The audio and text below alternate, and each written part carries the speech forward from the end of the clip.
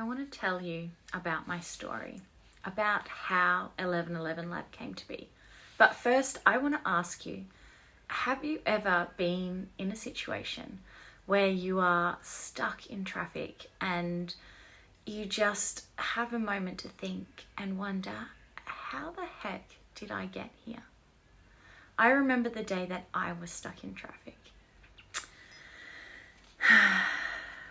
It was a Tuesday afternoon, and I was driving back from work. As I sat in my car, staring at the sea of brake lights ahead of me, I could feel the exhaustion on my body.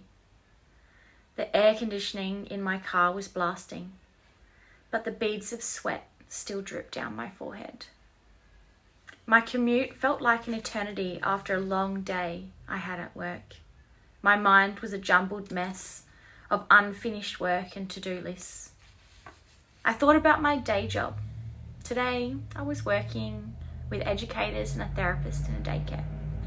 The joy of helping children achieve their developmental milestones always gave me purpose. But the constant demands of also managing 10 therapists, a full caseload with high KPIs, and all during the pandemic was taking a toll on me. I was a very busy person, and if I wasn't working, there was something I was always doing. There was never ever a moment for me. And if there was, I felt lazy and guilty. I needed to be doing something. I was an occupational therapist, and that meant that I had to give 100% of my energy to everyone else 100% of the time. Even if my body screamed for rest, there was no giving back to me. My mind drifted back to the last year, which felt like a blur. I remembered the overwhelming sense of fear and uncertainty when I was diagnosed with breast cancer at just 27. I endured a year of chaos, from undergoing 2 surgeries, a double mastectomy and a reconstruction, to returning to work well before I was ready, to planning a wedding, getting married, going on a honeymoon, all while studying to become a yoga teacher. I took on a mortgage, got promoted in my career, and kept myself busy. Lately, I had been feeling out of control, like a snowball rolling down a hill, picking up speed, getting bigger, and no way of slowing down. I didn't know how to shake this overwhelming feeling. The week previous, I took 2 mental health days and did absolutely nothing, and it was bliss. But when I returned, everything stayed the same. Life resumed and nothing changed. The thought of it all just made me want to scream. Stuck in the Narrows, staring at brake lights, I threw my hands up in the air, utterly defeated. I just wished it would all stop. The chaos, the noise, the exhaustion. As I sat in my car, stuck in traffic, I just wished for a moment of peace. And little did I know it would come, but not in the way I expected. Less than 2 months later, the cancer returned, and it was stage 4. It had spread to my bones, inoperable. The diagnosis hit me like a ton of bricks. And finally, I stopped. I stopped work. I stopped teaching. I stopped everything in my life until all I had was eating and sleeping. Nothing else would have made me stop. I had already had cancer before, and still I didn't stop. But now I stopped. I needed to make a new plan for my life. What would that look like? At this point, I am so scared. I am full of fear. What is going to happen to me? I had to make some big decisions, and I didn't want to be scared into making a life-changing decision. I knew that with my busy mind, that even if I included something as simple as sleep, that instead of coming out with a decision on my life, I'd come out with something like a recipe book. So I stopped eating too. For 40 days and 40 nights, I swallowed no food. It was hard. It was challenging. I learned about core beliefs that I'd built as a child that no longer serve me. I learned about how much stress and fear can impact on one's life.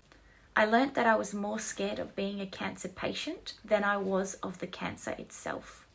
For people to look at me with pity and already see me in my grave.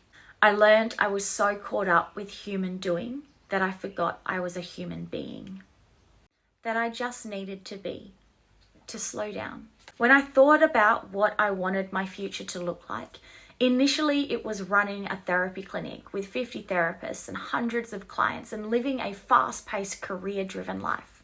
But now that I've slowed down, I realize I want to live a slow life, one with intention, one with meaning, one where I don't wake up to the sound of an alarm clock, one where I go to 9:30 a.m. yoga classes or walk a furry friend down the beach on a sunny day. I came out of my 40-day fast knowing exactly what I was going to do. And in those months following, I saw myself heal. During my treatment, I skipped into the hospital daily with such high vibes for life. People stared at me wondering why I was there with my long brown hair at the time, tan skin and denim shorts. Surely this girl doesn't belong here. One day, I was given a form asking if I wanted to partake in a makeup workshop. Immediately, I felt horrified. Sitting in a room full of sick cancer patients, getting makeup applied? No, thank you. I politely ticked the box unable to attend and gave it back to them. A week later, a box arrived at my door. It was a box of high-end designer skincare and makeup. And I'm talking high-end, like $300 foundations from France. They were stunning and beautiful. Clearly, the foundation thought that I was unable to attend and sent the box to me. I'd begun to become more conscious and aware of what I was putting in and on my body. So I began to research the ingredients in these products and I was mortified. Again and again and again, I came across the words carcinogens, neurotoxins, endocrine disruptors. As I began to learn what these were, I found that they were chemicals and toxins that cause cancer, disrupts hormones and poisons the nervous system. It didn't go past me that a cancer foundation was giving cancer-causing and hormone-disrupting products to someone going through treatment for their hormone-driven cancer.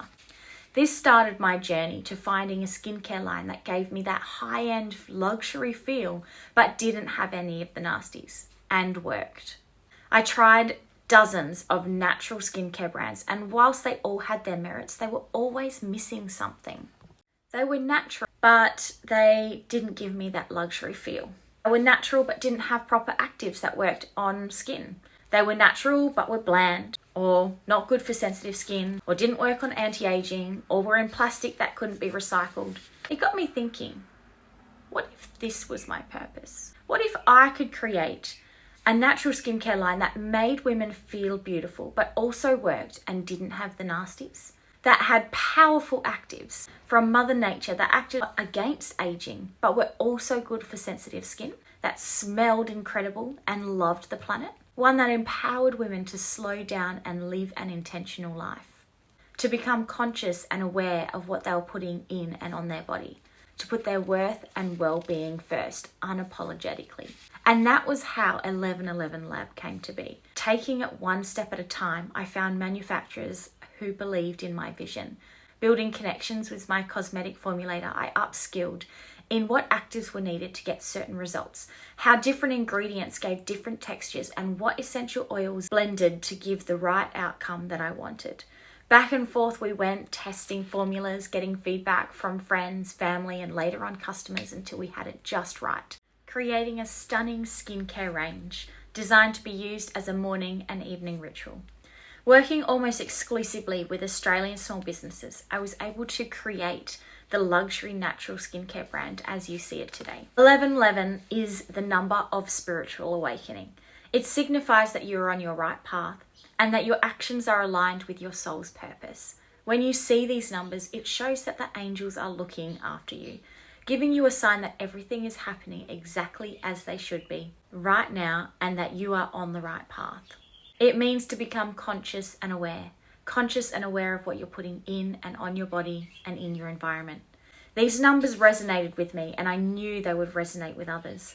I liked the way they sounded, as though we were concocting those angels' numbers in a lab in a cream straight from Mother Nature. Fast forward to now, I live a completely different life. I no longer work crazy hours with overwhelming workloads. I've created a life where I prioritize mindfulness and self-care.